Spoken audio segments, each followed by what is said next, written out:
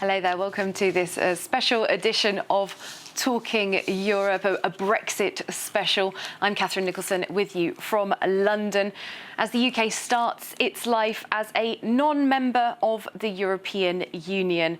The United Kingdom is now in uncharted waters. Every aspect of how it will deal with the EU has to be ironed out and legal agreements found.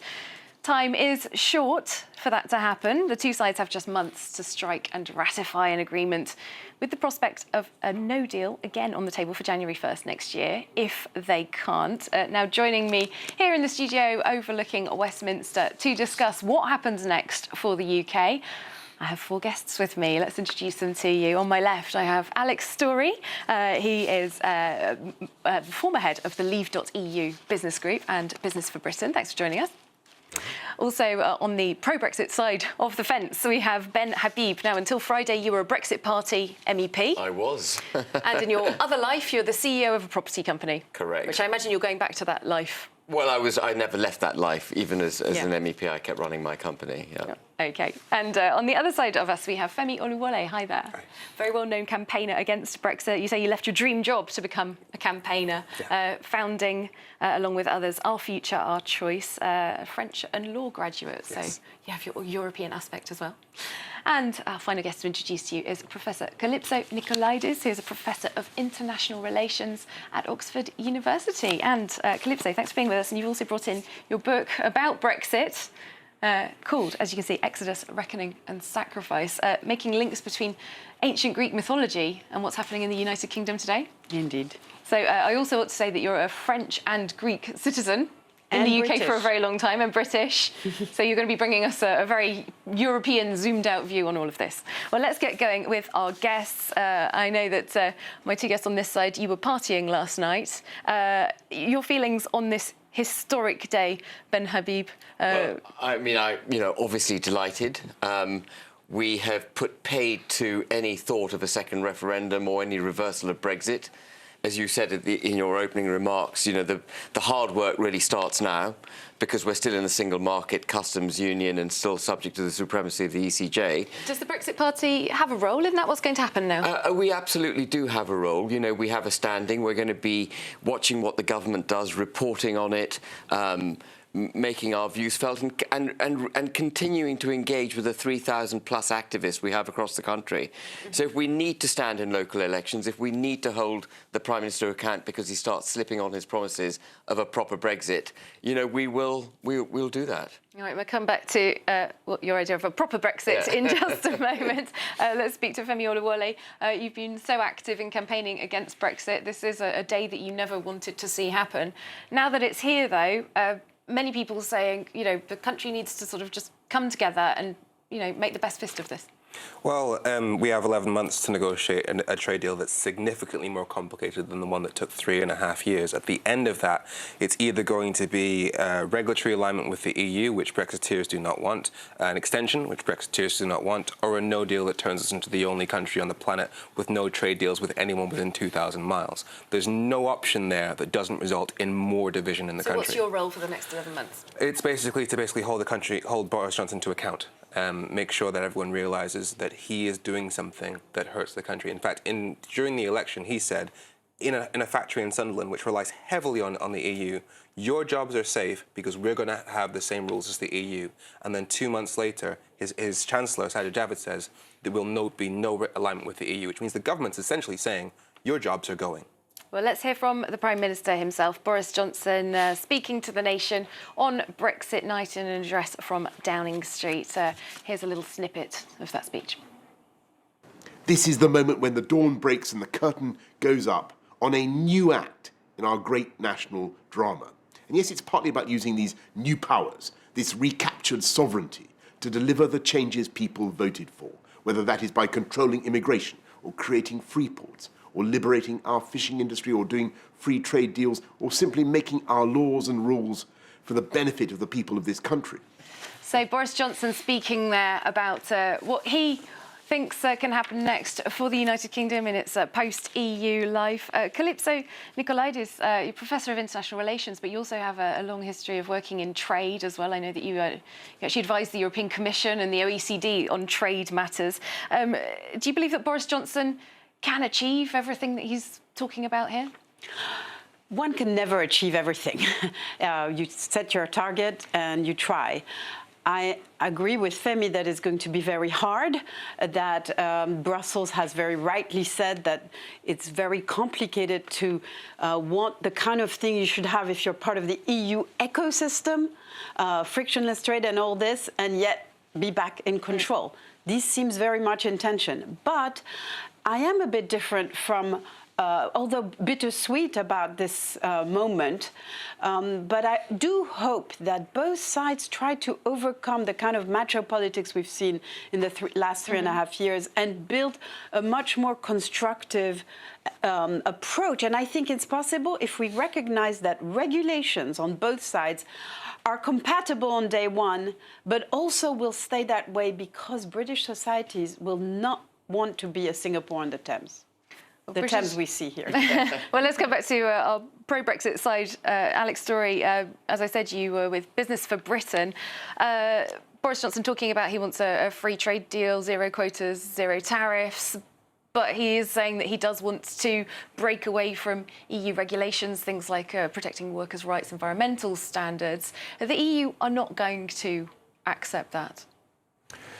Well, I think one of the interesting things about Boris is that he's going to realise that the best way to remain popular is to deliver a Brexit that makes Britain sovereign. In other words, Britain, by definition, will have to diverge, and he will have to look at the north of England, which he won.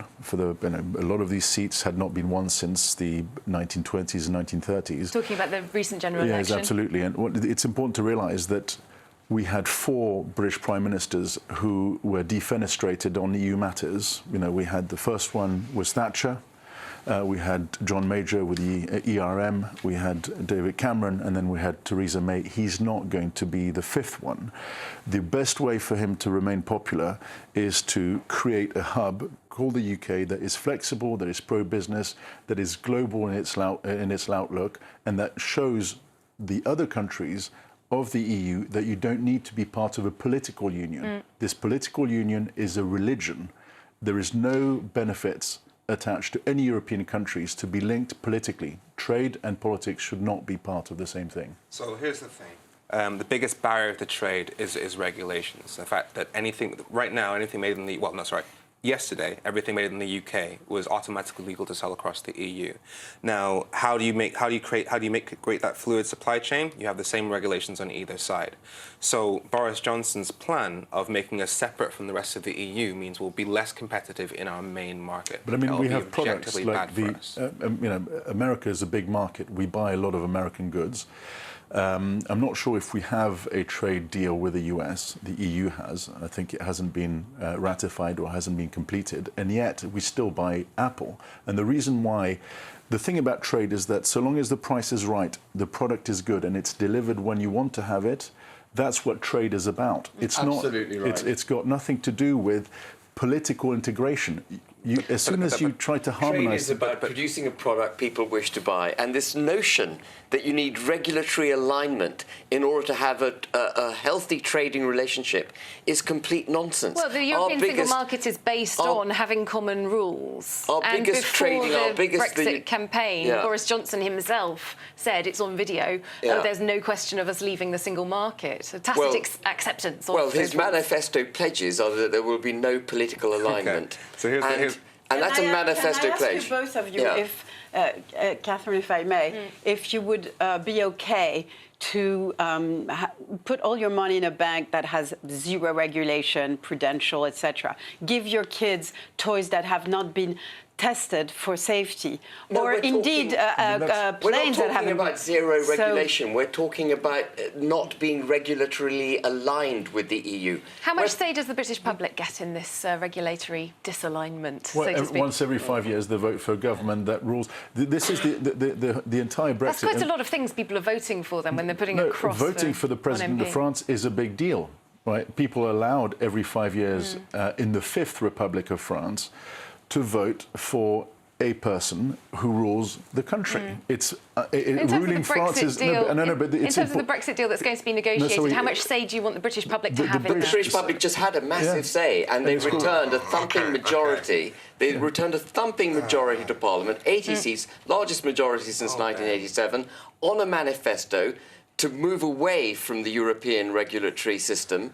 With the slogan, get Brexit done. To get our... No, you read the manifesto, page 42, to get our I'm not dismissing it. I'm just trying to move on in case we run out of time. One brief word from Femi Your Oluwole. party's policy was that Boris Johnson's Brexit deal was the second worst deal in history. It is. And in fact, your leader said that given a choice between Boris Johnson's deal and EU membership, we would vote to remain every single time. And we would. So what is happening right now is objectively undemocratic. His manifesto pledges promise to undo some of the invidious provisions of the political declaration. Okay, so which is more legally binding? His manifesto or the withdrawal treaty that we just signed? As far as I'm which concerned... says that we have to have regulatory alignment with the EU. Which one's more legally binding? Leaving the European Union on Friday was a fantastic democratic result for the United Kingdom.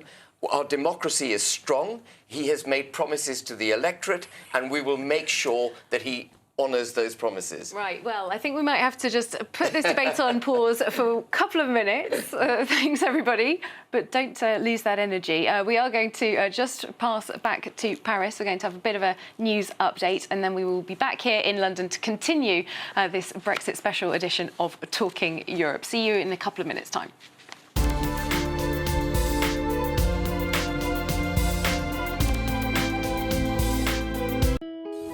Sur France 24, la nuit, on est très fiers d'accompagner les Amériques dans leurs soirées, de voir l'Asie se réveiller, et on est là jusqu'à ce que Paris s'éveille. France 24 es más que solo noticias. Es libertad, igualdad y actualidad. Nosotros damos un paso más allá, con información al momento para analizar, comprender, poner en perspectiva y debatir. In Live from Paris, our correspondents around the world keep you up to date. من الطبيعي أن يكون شعارها الحرية وخاصة حرية التعبير في بلد حرية التعبير. Liberté, égalité, actualité.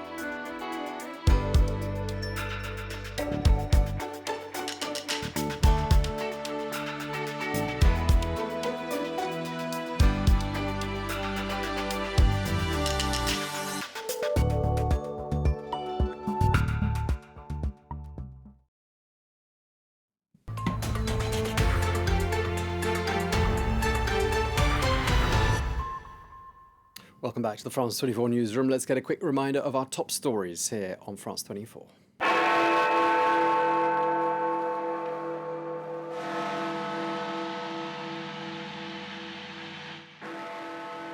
Tears of joy and tears of sadness. The countdown to Brexit finally ends with celebrations and commiserations as a divided UK ends 47 years of union with Europe.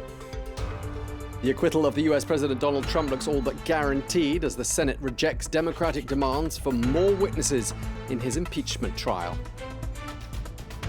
And in a bid to contain the coronavirus, a number of countries are tightening up their travel restrictions. This as Spain becomes the latest country to confirm a case of the deadly virus. And those are our top stories here on France 24. Thanks for watching. Stay tuned.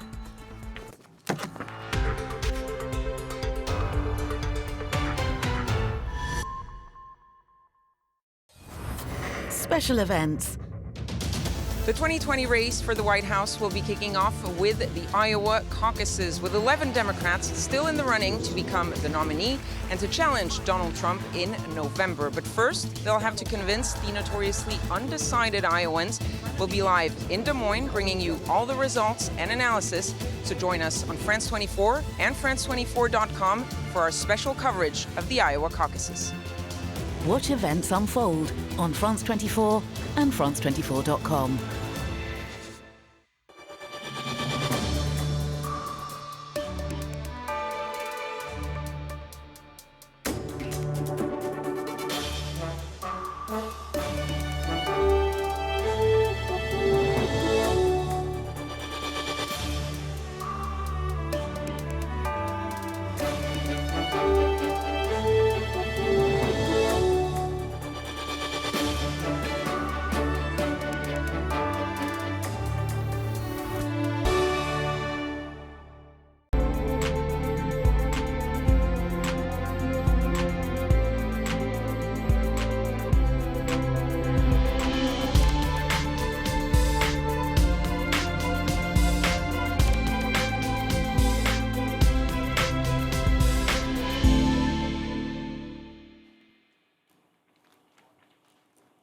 Hello there, welcome back to this special edition of Talking Europe from London. After Brexit Day has happened, the UK is no longer a member of the European Union. We are talking about Brexit, a rather lively debate about trade and the future relationship between the EU and the UK continued on during the break in our programme. But I want to talk about more societal issues. We've really seen in the last 3.5 years about how Brexit has divided in many cases and perhaps even changed British society. Now, on Friday morning, on the last day of the UK's EU membership, an anti-Brexit campaign group projected a video onto the iconic White Cliffs of Dover, which is the closest point between England and France. Just want you to take a look at their message. My name is Brigadier Stephen Goodall. I am now nearly 98 years old. I feel really depressed at the idea that we are leaving Europe because it has meant so much to me. Think of these lovely cliffs. To look from your side to this side, see these white cliffs, and we're looking across at you and feeling we want to be together. And we will be together before long, I'm sure.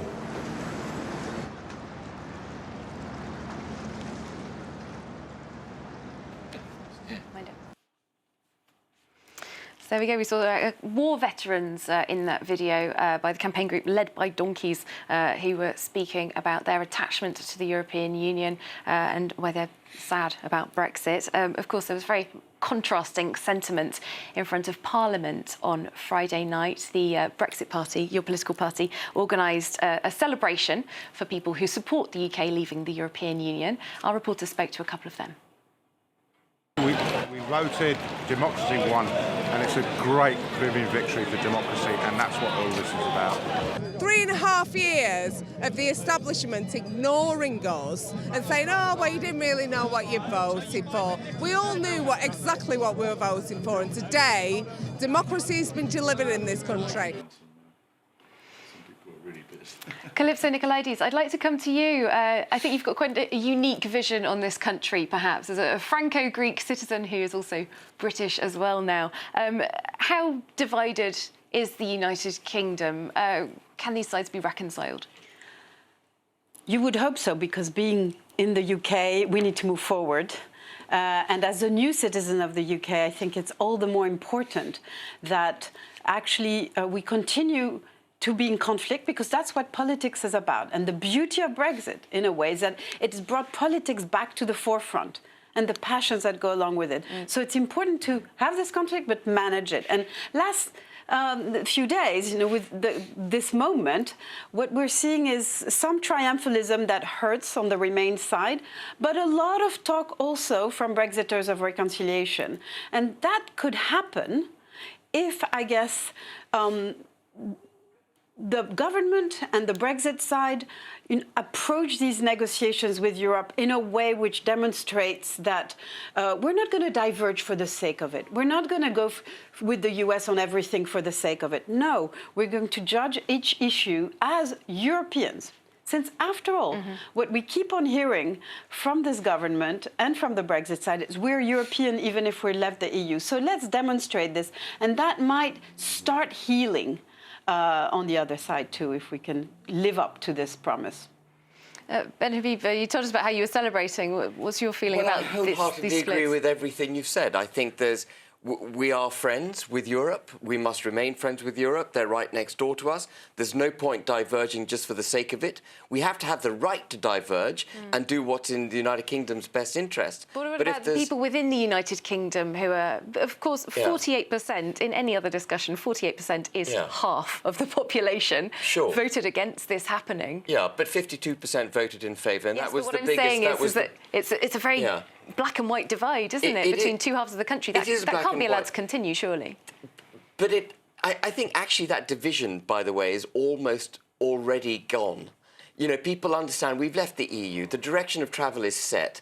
All that remains to be determined is the terms of the ongoing future arrangements. And, you know, the Prime Minister, to be fair to him, I mean, I was in favour of not having Huawei as part of our 5G network, but under pressure from the US to exclude Huawei, he didn't. So he's already shown himself to be an independent thinker outside the US, and I hope that he does exactly what what you've suggested, is that, you know, we only diverge to the extent that we need to diverge for the United Kingdom's best interest. And I think Remainers and Brexiteers would come together entirely for what's in the UK's best interest. Well, we have Remainers and Brexiteers in the studio, so let's ask one. As for whether or not it will heal divisions, Scotland, this does not help with healing divisions. They feel thoroughly betrayed by this because in 2014, when they were talking about Scottish independence, the Tories went to them and said, you need to vote to stay in the UK, otherwise you'll have to leave the EU. And then 2 years later, well, 4 or 5 years, 6 years later, we're dragging them out of the EU. Northern Ireland voted heavily to stay in the EU. Not to mention this deal specifically, there are 250,000 people in Northern Ireland who classify themselves as unionists and who voted for Brexit. Yet they're massively opposed to this deal because it splits the union. That's the reason why the DUP, or the third biggest pro-Brexit party, massively opposes this deal. So you have not got even half of the country in favour of this. In this election, the only opportunity this country has had to give a say on Boris Johnson's Brexit deal, 52.7% voted for parties that were committed to a second referendum. This deal does not have democratic approval. It is that simple. We've had 4 plebiscites. We had the referendum, then we've had 3 elections, all won by the Brexit side of the debate.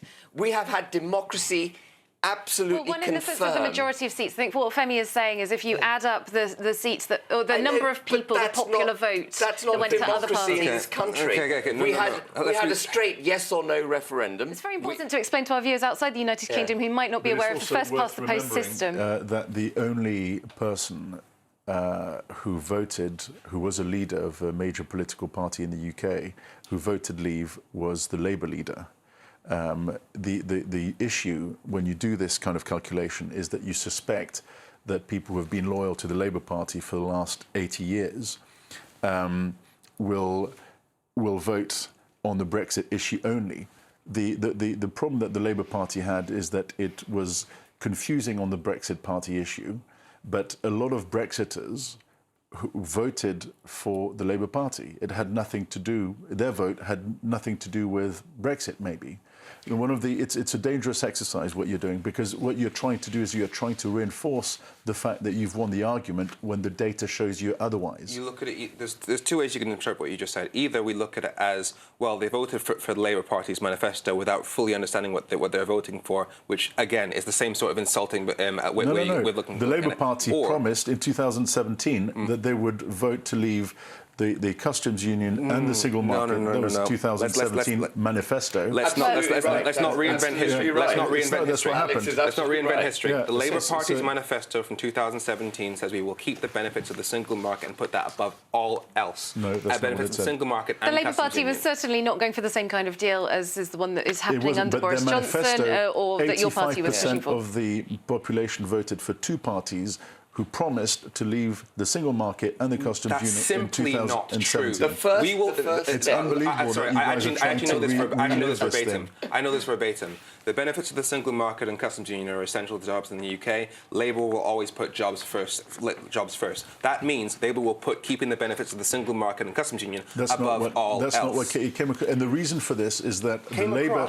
Written black and white in the manifesto. The leader of the Labour Party is a communist who was always anti-EU, who voted Leave. Well, I think it's very interesting. We'd have to ask Jeremy Corbyn himself if he classifies himself as a communist. I know for sure that the Labour Party does not classify itself as a communist party. It's a centre-left party for our viewers in Europe who aren't totally aware of the British political landscape. So I think probably Jeremy Corbyn would disagree with you on that.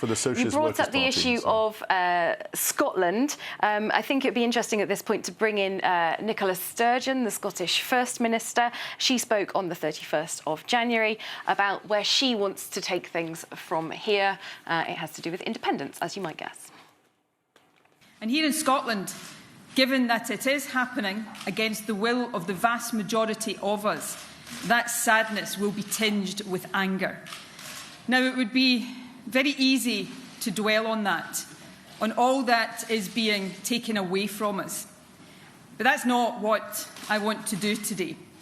Instead, I want to focus on something much, much more important: hope. Hope of a different and better future for Scotland. Make no mistake, after tonight, that future is only open to us with independence. Now, we've been talking here in the studio about who voted for what in the general election, what were voters' intentions. Nicola Sturgeon saying the clearest way to find out what people in Scotland think about their independence and potentially rejoining the European Union would be via another referendum. Of course, Scotland had a referendum on independence in 2014 and independence was rejected, but that was before the UK left the EU. So the big question now is, should Scotland be allowed another referendum? Calypso, Nicola, to come back to you. Well, frankly, this is a decision for this government to make, and I guess that each side should feel confident to win their argument. But to me, the importance is for each side to see the bigger picture, because you were saying, Catherine, that how about the rest of the world that's watching that? And, you know, I think Europe lives in a kind of geopolitical solitude, where there is a Putin and a Trump and a Xi in China, and that all of these arguments, of course they're critical. They're about our political identity. But at the end of the day, I think both Scots and Brits in general, but the continent too, need to remember that as Europe, we have the most challenging moments to come, including COP26 that will happen in Scotland in a few months. And that's more important to manage for Scotland at the end of the day, in the name of the next generation, because that's what they care about. I spoke to former Commission President Jean-Claude Juncker the other day, and he told me, or he said it in front of the European Parliament, he felt that Brexit in many ways had been a waste of time and a waste of energy. Do you feel that Scotland and the UK are wasting their time and energy at this point, in that case? You can't point the finger to people. The Scots feel passionately, those who want independence, that they need that vote. So it's not a waste of time, because being involved in politics, in what you think is the common good, is brilliant. Look at Femi and his group and all the young people who got so involved in this debate. This is great. This is what should happen, that people be involved. But you want people to keep looking out. But they should outside their windows do this as citizens of the world too, in a world that is more challenging than ever. Femi, Scottish independence, do you think that Scotland should be allowed another referendum, seeing as how the United Kingdom's constitutional position has changed? Yeah, it's the exact same principle why I felt there should be a second referendum on Brexit, because it had fundamentally changed. It changed from 4 words, leave the European Union, to a 600-page treaty, which you yourself called the second worst deal in history. In the same way, in 2014, Scotland voted to stay in a UK that was in the EU. David Cameron said, vote to stay in the EU or you'll have to leave, vote to stay in the UK or you'll have to leave the EU. And then 2 years later, a referendum on EU membership. In the most recent polls, Scotland has been showing more than 50% of people in favour of independence from the UK. Can I just say... Which is very close to the figure that won the Brexit referendum. Sure, but can I just put this into context? Actually, what Nicola Sturgeon is promoting is not independence. She's promoting leaving the Union of Great Britain and Northern Ireland and joining the European Union. It's not independence. It's independence from the United Kingdom and from Westminster, where many Scots feel that their views are not represented. She wants to realign Scottish politics, and she's not being upfront with the electorate. You know, she wants to go from one union to another. And the other thing that's not clear, and I'm sure Femi will agree with this, is that she's not proposing what kind of arrangement she wishes to have. Now, the last 3.5 years have been, you know, we've obsessed about the ongoing relationship with the European Union. Is she really now going to have an in-out kind of referendum for Scotland without articulating clearly what a vision for a post-United Kingdom Scotland is going to be? So I genuinely agree with that point. I'm just flabbergasted to hear you make that point, the idea that consent can't be legitimate unless there's proper details behind it. I didn't say it wasn't legitimate. What I'm saying is she really going to jump off a cliff with a binary choice in a referendum, I'm hearing this leaving from a Brexiteer. Leaving a partner with which they have been associated since 1707, with whom they do 65% of their trade, and go into the European Union with which they only do 15% of their trade. I'm hearing this from a Brexiteer. What? As in you're criticising the idea of jumping out of a relationship that has existed for a long time, which a lot of trade is built on, without a clear plan as to what to do and you're suggesting that's a bad thing. And I'm hearing this from a Brexiteer. I think the big issue, and I hate to say this, is that a lot of people on the Remain side have forgotten how deeply held people's emotions are to the country that they've grown up in. There is no equivalence between the European Union and the United Kingdom. No equivalence They're not whatsoever. on the same scale. Absolutely. The European Union is it's an artificial construct on a constellation of very different countries who do not speak the United Kingdom an artificial construct? It's just been around languages. For longer. Look, there are different languages in the UK as well. No, I think you're completely missing the point. The United Kingdom is not the equivalent. That's one of the reasons why you keep losing. You haven't given a concrete reason why it's different. We have political, monetary, economic, cultural heritage union. Yeah, you don't have that in the European Union. You have 28 diverse or 27 diverse states now. One point that Femi is making with his sense that this is ironic is that I think we should recognize that the Brexit mindset is a bit like Exodus in the Bible. It's a leap of faith. When you put your foot in the Red Sea, you don't know yet it's going to open. Moses didn't know, and yet they go in. And I have heard the Brexit viewpoint for many years, and you can actually admire this. It's a faith in the future. It's not a pragmatic judgment. It was a leap of faith for better or worse. One last for better or worse. It's called optimism. One of the things that I find terrible is that, for me, the Remainer side is the Heath and Halifax defeatist attitude of the world. This country is too small. There's nothing that we can do. And if you disagree with us, this country will be torn apart. All right, Alex, so we want you're Churchill, feeling optimistic? Thatcher, optimistic, just as the we future's round ours, off the sky's programme, blue. unfortunately, we are running out of time. You're feeling optimistic about the future? Optimism over here? Very optimistic. Optimism? No. I always choose hope over optimism. All right, thanks so much to all of my guests. It's the start of a very long journey, I think, for the United Kingdom and the European Union. Thank you very much for being with us for this first Talking Europe debate of the post-Brexit era. I hope to see you again soon on France 24.